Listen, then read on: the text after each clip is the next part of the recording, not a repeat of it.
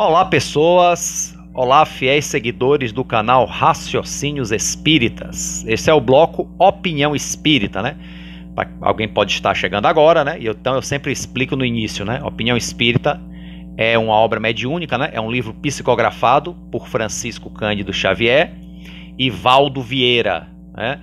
E também a autoria espiritual, uma parceria, Emmanuel e André Luiz, que enviam os capítulos alternadamente, né? E sempre se referindo a cada capítulo, André Luiz e Emmanuel dão suas opiniões espíritas, sempre recorrendo a um conteúdo da codificação, né? E hoje chegamos aqui, agora neste momento, ao capítulo 37, Divulgação Espírita, que é por conta de André Luiz. E André Luiz vai se referir a um conteúdo, né, que está no item 1, no capítulo 24 de O Evangelho segundo o Espiritismo, né? Então vamos aqui ao nosso estudo. E justamente o capítulo 24 do Evangelho segundo o Espiritismo é: não ponhais a candeia debaixo do alqueire, né? Candeia, gente, é aquela que ilumina, né? Tipo um candeeiro, né? Quem nunca viu aqui um candeeiro? Quem nunca foi na roça, né? E viu um candeeiro, que é aquela coisa que usa, no meu caso, quando eu ia num sítio, que uma tia minha tinha, né, um tempo atrás, o candeeiro, lá não tinha energia elétrica, botava-se querosene, né, e aí em cima tinha um pavio, tinha um revestimento de vidro, e acendia, isso era, né, candeeiro, ou lamparina, pode se chamar também lamparina, né. Nessa época de Jesus se usava azeite, né, como combustível para acender, né, se usava o azeite para quase tudo, né, nessa época aí. E alqueire, engraçado, eu achando que alqueire era aquela medida, né, de quantos alqueires de terra, e na verdade, mas é baseado originalmente nesse alqueire que está aqui no Evangelho, que é uma cesta, aquelas cestas de colocar mantimento, colocar coisas, né, e colocar no, tipo assim que a gente vê lá, o lombo do burro bota 2 alqueires, né, 2 cestas penduradas, tipo na cangaia, né, na cangaia do jegue, né, essa coisa assim. Então aquele cesto, né, que normalmente o animal, né, o jegue, o burro leva, carregando as coisas, né? E acho que foi daí que, inclusive, pelo que eu pesquisei aqui, né, que, como se diz assim, alqueire é uma das bolsas ou cestas de carga, né, que se punha atada sobre o dorso pendente dos animais usado para transporte de carga, sobretudo alimentos, né? E logo, né, começou a usar isso como medida de plantação, né, porque quantos alqueires vão plantar, né? Como usaram isso, baseado nisso aí como medida de plantação, mas isso é só uma culturazinha, né, pra gente ficar, né? Então não se acende uma candeia, gente, e se põe, acende uma luz e botar a cesta por cima. Por quê? Porque não vai iluminar o ambiente. Então você botar uma candeia sobre o alqueire não vai iluminar. Então vai acender para quê? Para ficar só aquela coisa, para ficar o quê? A luz ali abafada, né? Então é se referindo a essa figura que Jesus usa, né? Ninguém acende uma candeia para pô-la debaixo do alqueire. Põe-na, ao contrário, sob o candeeiro, né? Que é o candeeiro, que é aquele negócio que bota o vidrinho em cima, até para espalhar mais vidro nos tempos de hoje, né? Sob o candeeiro, a fim de que ilumine a todos os que estão na casa. Então, para que a luz chegue para todos, né? E aí tem outra parte aqui, a André Luiz se refere só ao item 1, mas no item 2 tem uma frase que chega a me arrepiar a espinha, né? Que fala que não se põe a candeia sobre o alqueire, que essa primeira parte que eu li é de Mateus. Então Lucas também repete essa lição, né, no capítulo 8, versículo 16 e 17, e ele ainda completa, né? Pois não nada há de secreto que não haja de ser descoberto, nem nada oculto que não haja de ser conhecido e de aparecer publicamente. Rapaz, isso quer dizer o quê? Que todos os segredos um dia se tornarão públicos, né? E nós que somos cheios de segredos ficamos bem assustados, né? Então é isso. Então André Luiz vai falar da divulgação. Você vê que tem a ver, né? A divulgação espírita.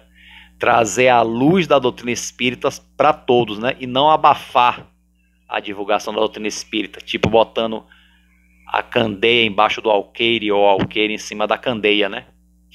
Então André Luiz, ele diz assim: há companheiros que se dizem contrários à divulgação da doutrina espírita. Contrários à divulgação da doutrina espírita, né? Por que isso, né? Por que há companheiros? Será que hoje ainda há? Ou foi só nessa época que André Luiz escreveu esse livro? No caso, esse livro com Emmanuel, né? Julgam, ele continua, julgam vaidade o propósito de se lhe exaltar os méritos e agradecer os benefícios nas iniciativas de caráter público. Quer dizer, está insinuando que esses que são contrários à divulgação da doutrina espírita julgam que é vaidade, né? Exaltar os méritos da doutrina espírita, né? Quer botar em evidência os méritos da doutrina espírita, né? Que são maravilhosos. Seria uma exaltação de vaidade. Será? Tudo isso aí a gente tem que ler e pensar, gente. Sabe por quê? Porque nós todos temos que ter as nossas opiniões. No caso especificamente aqui, se somos espíritas, temos que ter a nossa opinião espírita também, né? De preferência, tal como André Luiz e Emmanuel fazem, baseados na codificação. Baseados, né? Não é congelado, porque a codificação também não disse tudo, né? Como Kardec diz, o tempo, o conhecimento, a ciência vai crescendo e vai nos dando mais esclarecimento e vai ampliando os conhecimentos. Mas sempre ter a codificação como a base, né? É a base que Allan Kardec com os espíritos benfeitores nos deixaram, né? Os espíritos benfeitores da codificação. Né? Para eles, né, esses companheiros contrários à divulgação da doutrina espírita, o espiritismo fala por si e caminha por si. É verdade, né? O espiritismo, acho que ele é uma coisa tão poderosa, acho não, tenho certeza, que mesmo que ninguém fale dele, ele acha alguma forma de sobressair. Eu lembro que no filme sobre Kardec, né, ele conversando com o padre, né, com o abade, né, que era frontalmente, né, avesso ao espiritismo ali naquele contexto, normal, né? E ele diz que um dia as pessoas vão esquecer essas ideias, isso é passageiro, e Kardec falou, se isso acontecer, as mesas voltam a pular.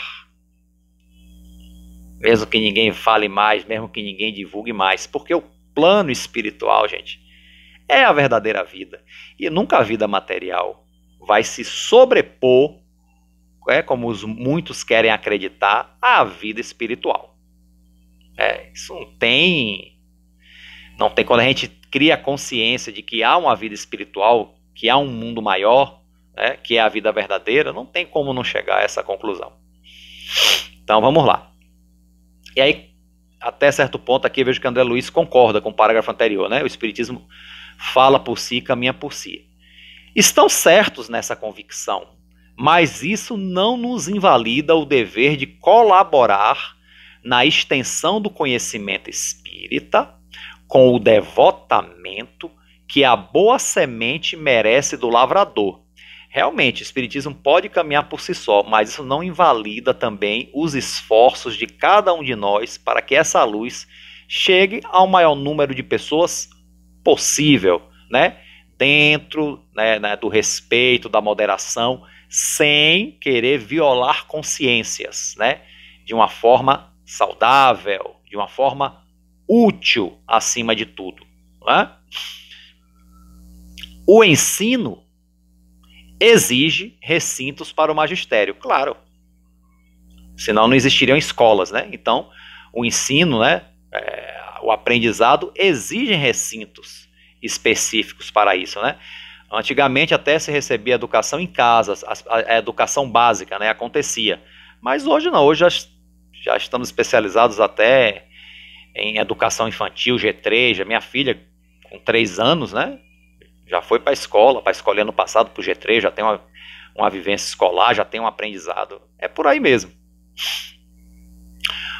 Então ele continua: o espiritismo deve ser apresentado por seus profitentes em sessões públicas. Quer dizer, o espiritismo não pode ser uma coisa fechada, só para um grupo de iniciados, como os princípios as revelações do plano espiritual antigamente era só para um grupo de iniciados, né, que eles chamavam de ciências ocultas, né, ocultismo, que era mais ou menos isso aqui que a gente vê no espiritismo, né, essas questões das revelações do plano espiritual, tal, em uma linguagem diferente, né, um pouco diferente, né, não era tão clara como a linguagem espírita, mas havia sim essa interação, mas era para um seleto grupo, né?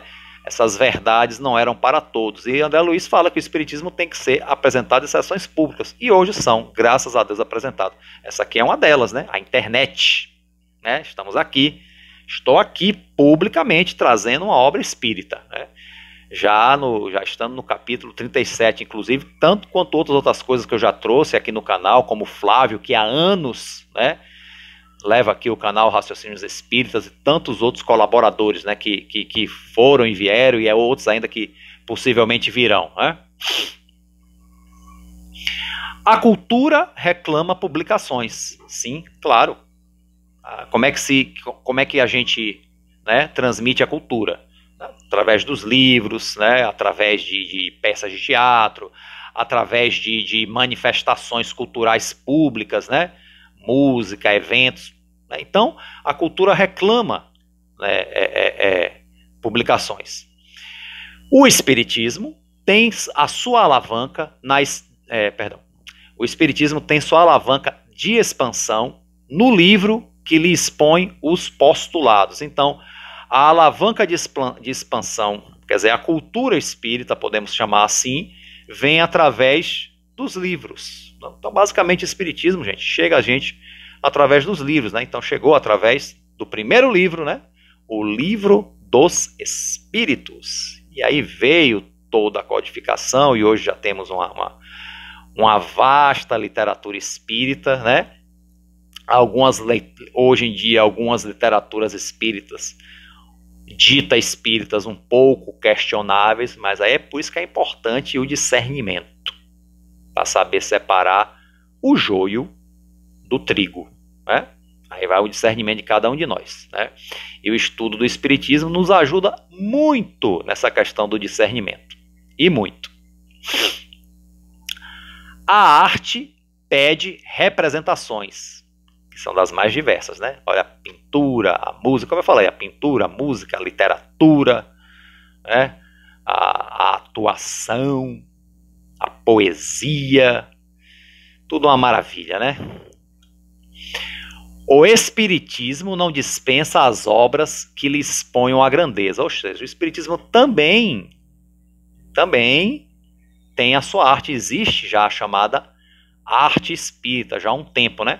Olha que interessante, uma coisa que eu adoro que tem aqui no YouTube, o canal Amigos da Luz, que faz espiritismo com humor, né? A gente sorri e aprende, né? Porque o espiritismo tem que ser essa coisa séria, sisuda, fechada, não, eles fazem com humor, mas sem deturpar os princípios da doutrina, não é humor que esculhamba a doutrina, não, muito pelo contrário, acrescenta, a gente aprende e sorri ao mesmo tempo, é muito bom. O canal Amigos da Luz é um dos exemplos que eu vejo também, os grupos de teatro na Casa Espírita também, os grupos de música, de mais diversas manifestações de arte, né? Que eu acho que uma boa instituição espírita deve sim estimular a arte, e uma arte sim especificamente voltada para o conteúdo espírita, que também é uma forma de ensinar, de divulgar. Além da leitura do livro, você pode aprender espiritismo de outras formas, né? Através das várias formas de arte. No cinema, por exemplo, é uma arte. Então hoje já temos filmes muito bons com conteúdo espírita, o próprio filme, né, com a vida de Kardec, o filme das obras de André Luiz também, né, Nosso Lar, A Vida Continua, e Os Mensageiros, que tá para ser lançado aí, né, pelo menos se quando esse vídeo for ao ar já tivesse lançado, é porque eu estou falando isso antes de ser lançado, viu, gente? E por aí vai, né? A indústria, continuando André Luiz, a indústria requisita a produção que lhe demonstre o valor, né? Produção industrial. O espiritismo possui a sua maior força nas realizações e no exemplo dos seus seguidores. Olha que interessante. A força do Espiritismo são as realizações e os exemplos dos espíritas. Olha que responsabilidade. Olha a responsabilidade, né? Em cujo rendimento para o bem comum se lhe define a excelência.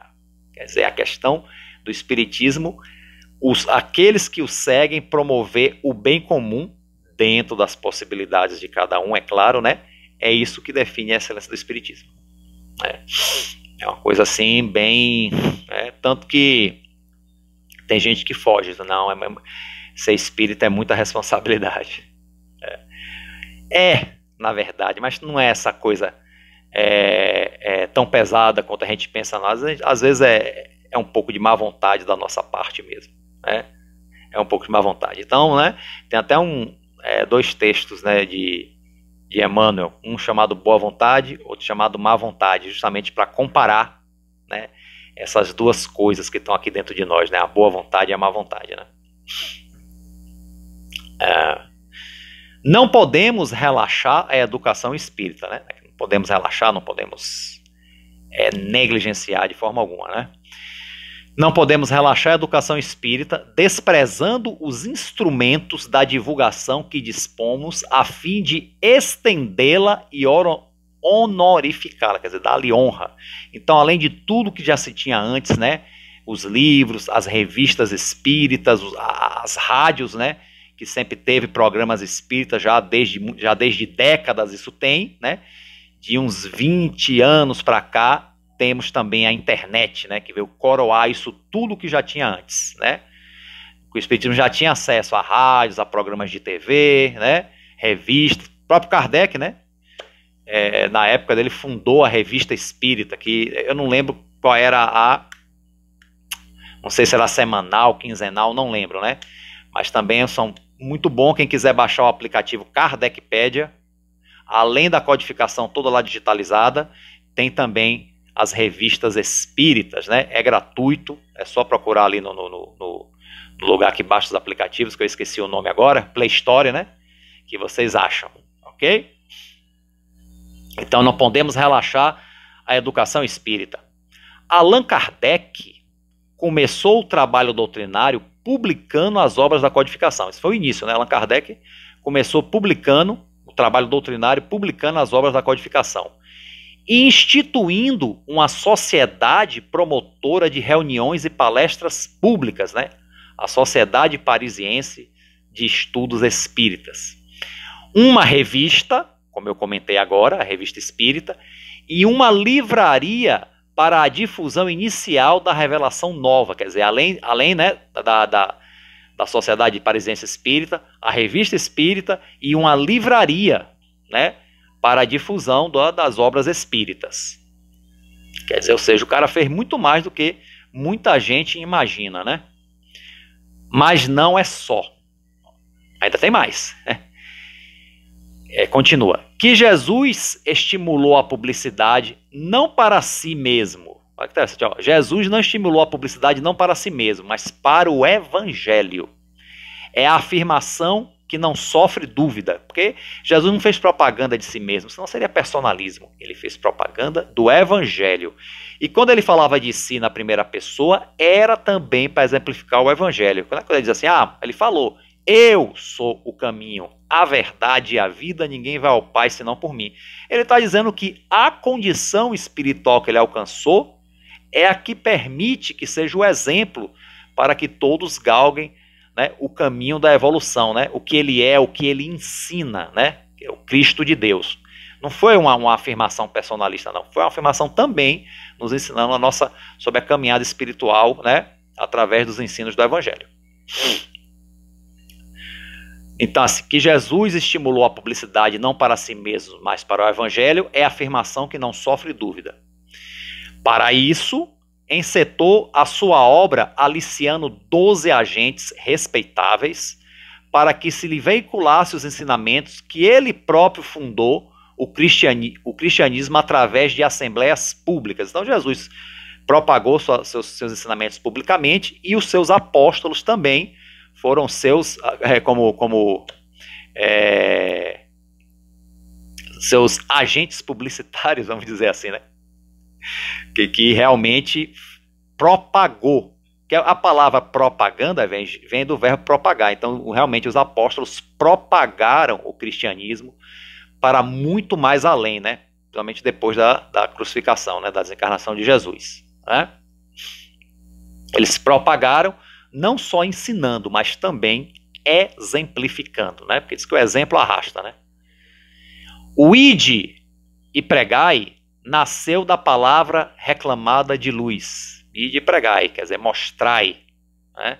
Leva a luz, não ponha esse alqueire em cima da candeia, deixa a luz iluminar a todos, né? A todos que estejam em volta.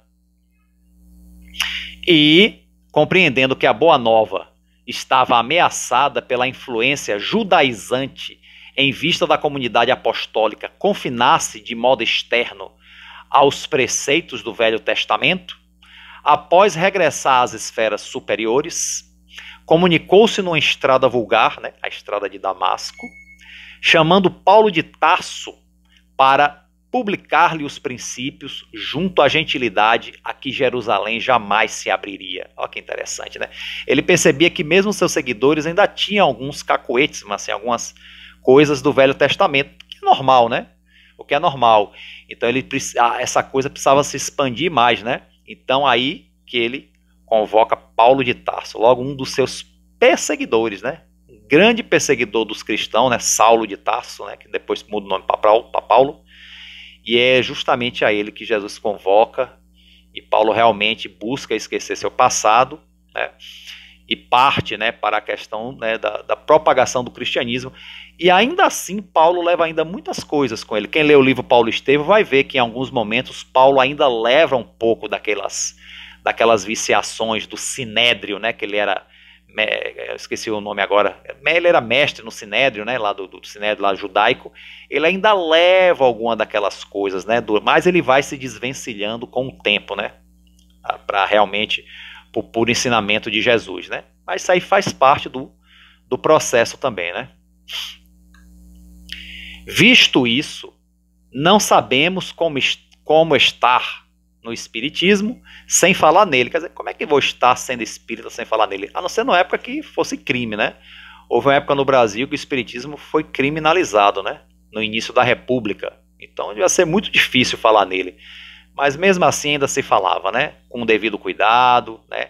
A luz espírita não foi impedida de ser propagada, né? Foi um pouco reduzida nesse período, mas não foi impedida de ser propagada, né?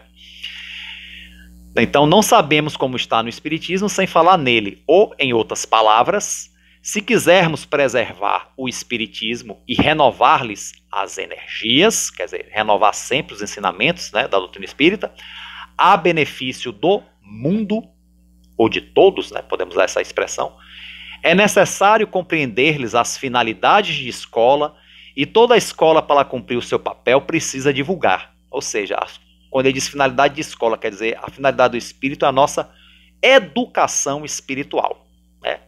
E para que a educação espiritual chegue a todos, precisa ser divulgada, precisa ser mostrada, coisa, André Luiz, que hoje está sendo feita. Por alguns ainda de uma forma inadequada. Hoje nós temos aí, infelizmente, muitos espíritas passando os princípios espíritas de uma forma inadequada. Eu não vou dizer como, não vou dizer quem, né, que não é o objetivo aqui, né? Mas convido todos ao discernimento, ao estudo realmente da doutrina espírita e para se criar o discernimento para saber diferenciar o que é e o que não é, né? Mais uma vez usando a figura de Jesus, né? Separar o joio do trigo, né? Que não é sempre uma coisa muito fácil não, gente. Mas faz parte do processo, né? Nós desenvolvermos a razão, né? Como Kardec sempre assevera, desenvolvermos o nosso discernimento, né? E saber trilhar pelo caminho mais correto, pelo caminho mais saudável, né? Isso faz parte do nosso crescimento também, ok? Então, encerrando por aqui mais este capítulo, né? Como eu sempre digo, espero que tenha sido útil a quem assistiu, quem gostou, dá uma curtida, né? Compartilha, né? E quem não se inscreveu no canal aí, se inscreve. E a todos aí, um forte abraço, não fiquem só com a minha opinião, tem a opinião de vocês, leiam também o livro. Quem não consegue o livro, não tiver o livro físico, tem PDF, só lançar lá no Google. Leiam também tenham as suas opiniões, as suas próprias reflexões acerca do assunto, né? É importante que cada um tenha as suas próprias reflexões para criar o próprio discernimento, ok? A todos um forte abraço e fiquem com Deus.